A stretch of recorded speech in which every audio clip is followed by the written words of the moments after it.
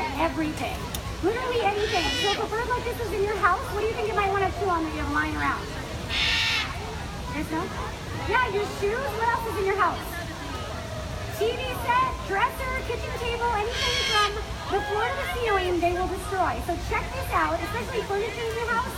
This is what would happen to your furniture in your house if these birds were your pet.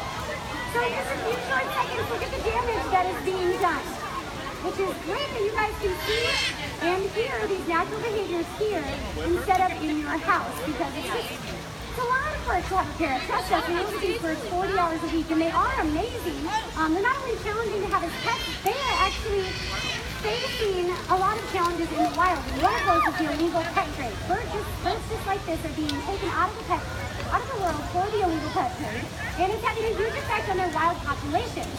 But we're doing conservation work so we can bring up those wild population numbers, and we are doing something about it so we can preserve sites just like you're about to see coming in over the trees right about now.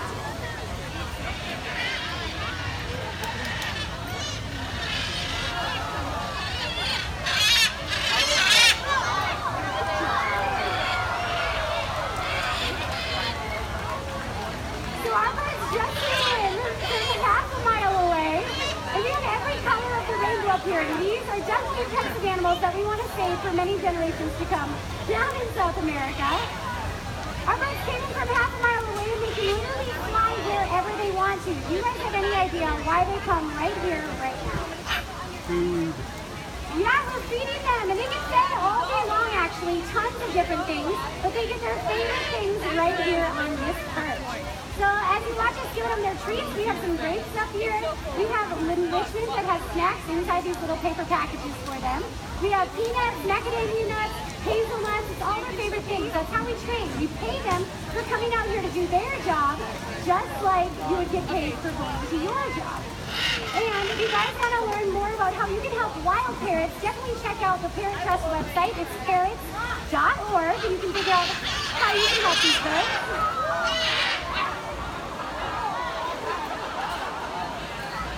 So, that was a preview of what was going to happen. We'll see if they're going to come back up and join us. We have a few birds left here. Looks like this is Penny, still enjoying that enrichment. And is that Dillinger, the blue-throated macaw? That's Lilo. So something you guys might not know is that Lilo is a blue-throated macaw, and they're the rarest macaw species found out in the wild today. The numbers for these birds are estimated to be only 200 individuals, and this is a species that we're working really hard to save. Another thing you might not know is that their home is half a mile that way, and we have other teammates there that are on the radio with Ray to let us know if those birds are going to be making their way back here. Have they told you anything? We're going to see if they want to come on back. We'll give them a few more seconds.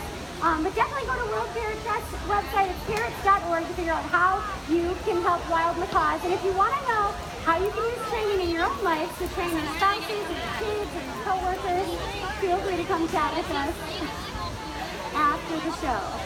But I think we'll probably send these 3 birds so they can meet up with the rest of their flock mates. They're not coming back? Nope, they're not coming back. So thanks for spending time with us today. If you want to get your phones and cameras up, we're going to send these last couple birds so they can join the rest of their flock right about now. If they want to go. Sorry about this. So the great thing about our training is that our birds can choose to do anything or not do anything that they want. You'll see that Lilo's still working on that grape. It's kind of hard to fly and eat at the same time, so she'll probably head back home